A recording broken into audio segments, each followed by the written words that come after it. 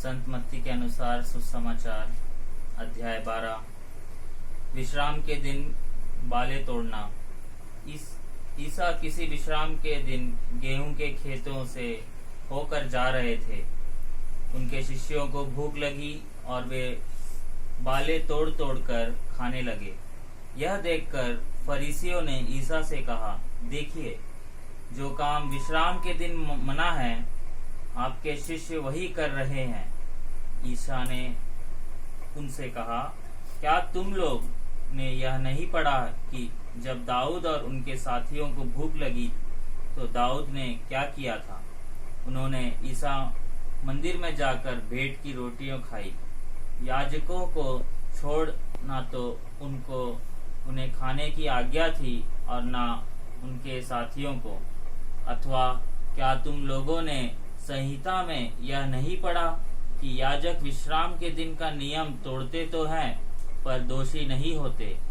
मैं तुमसे कहता हूँ, यहाँ वह है जो मंदिर से भी महान है।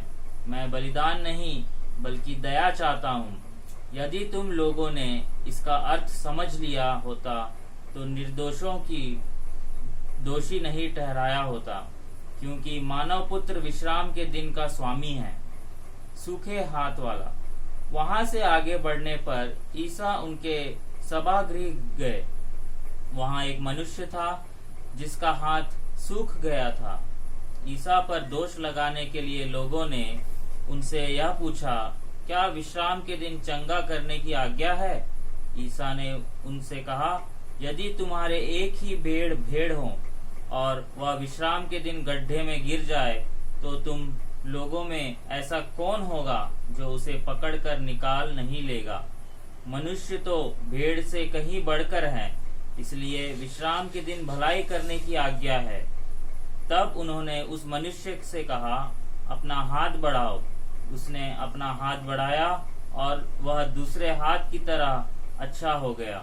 इस पर फरीसियों ने बाहर निकलकर ईसा के विरुद्ध यह परामर्श किया कि हम किसी तरह उनका सर्वनाश करें। ईसा यह जानकर वहां से चले गए। मसीह की नम्रता। बहुत से लोग ईसा के पीछे हो लिए।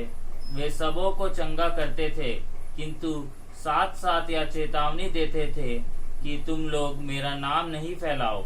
इस प्रकार नबी ईसायास का यह कथन पूरा हुआ, यह मेरे सेवक है, इसे मैंने चुना है, मेरा परम प्रिय है, मैं इस पर अति प्रसन्न हूँ। मैं इसे अपना आत्मा प्रदान करूंगा और यह गैर यहूदियों में सच्चे धर्म का प्रचार करेगा।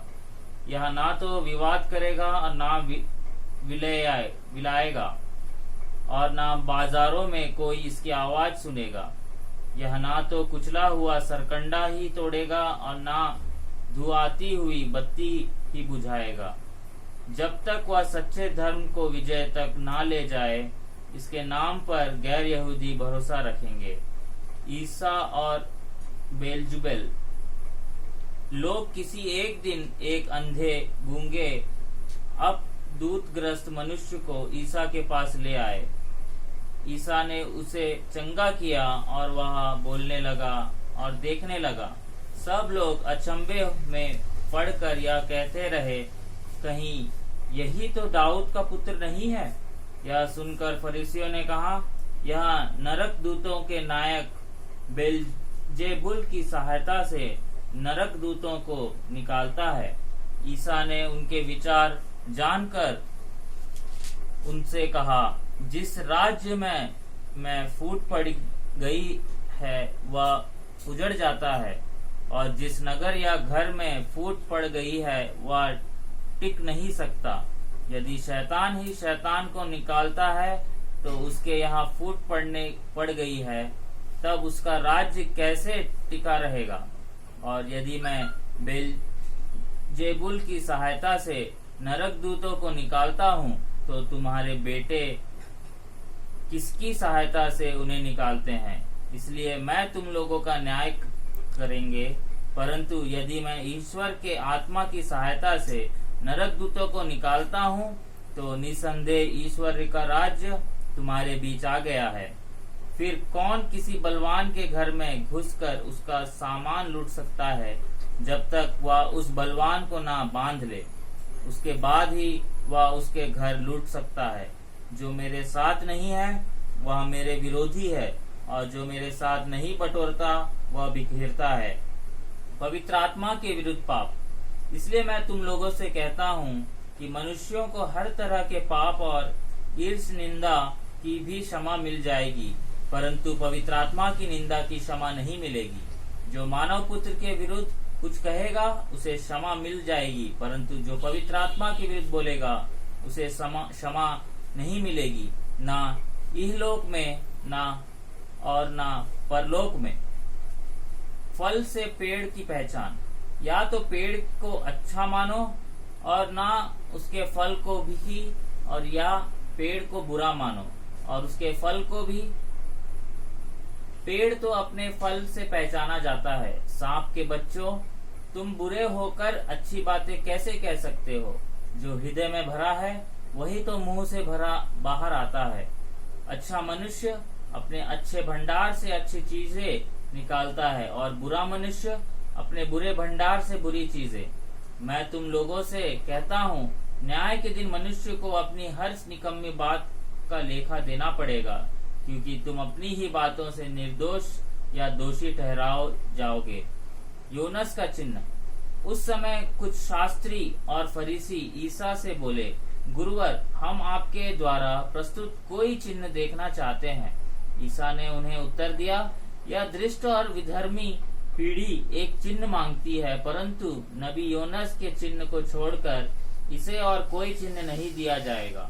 जिस प्रकार योनस 3 दिन और 3 रात मत्स्य के पेट में रहा, उस प्रकार मानव पुत्र भी 3 दिन और 3 रात पृथ्वी के गर्भ में रहेगा। न्याय के दिन निनवे के लोग इस पीढ़ी के साथ जी उठेंगे और इसे दोषी ठहराएंगे, क्योंकि उन्होंने योनस का उपदेश सुनकर पश्चाताप किया था, और देखो यह वह है जो योनस से भी महान है। न्याय के दिन दक्षिण की रानी इस पीढ़ी के साथ जी उठेगी और इसे दोषी ठहराएगी, क्योंकि वह सुलेमान की प्रज्ञा सुनने के लिए पृथ्वी की सीमांतों से आई थी, और देखो यह वह है जो सुलेमान से भी महान है। अशुद्ध आत्मा का आक्रमण। जब अशुद्ध आत्मा किसी मनुष्य से निकलता है तो वह विश्राम की खोज में निर्जल स्थानों में भटकता फिरता है, किंतु उसे विश्राम नहीं मिलता। तब वह कहता है, जहाँ से निकलता हूँ अपनी उस घर वापस जाऊंगा। लौटने पर वह उस घर को खाली, झाड़ा बुहारा और सजाया हुआ पाता है।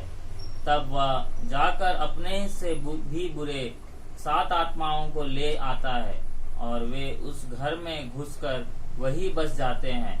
इस तरह उस मनुष्य की यह पिछली दशा पहले से भी बुरी हो जाती है। यही दशा इस दृष्टि पीढ़ी की भी होगी। ईसा के यथार्थ संबंधी। ईसा लोगों को उपदेश दे रहे थे कि उनकी माता और भाई आए वे घर के बाहर थे और उनसे मिलना चाहते थे। किसी ने ईसा से कहा, देखिए आपकी माता और आपके भाई बाहर हैं, वे आपसे मिलना चाहते हैं। ईसा ने उससे कहा, कौन है मेरा माता, कौन है मेरी माता, कौन है मेरा भाई? और हाथ में अपने शिष्यों की ओर संकेत करते हुए उन्होंने कहा, देखो ये है मेरे माता और मेरे भाई, क्योंकि जो मेरी स्वर्गीय पिता की इच्छा पूरी करता है वही है मेरा भाई, मेरी बहन और मेरी माता।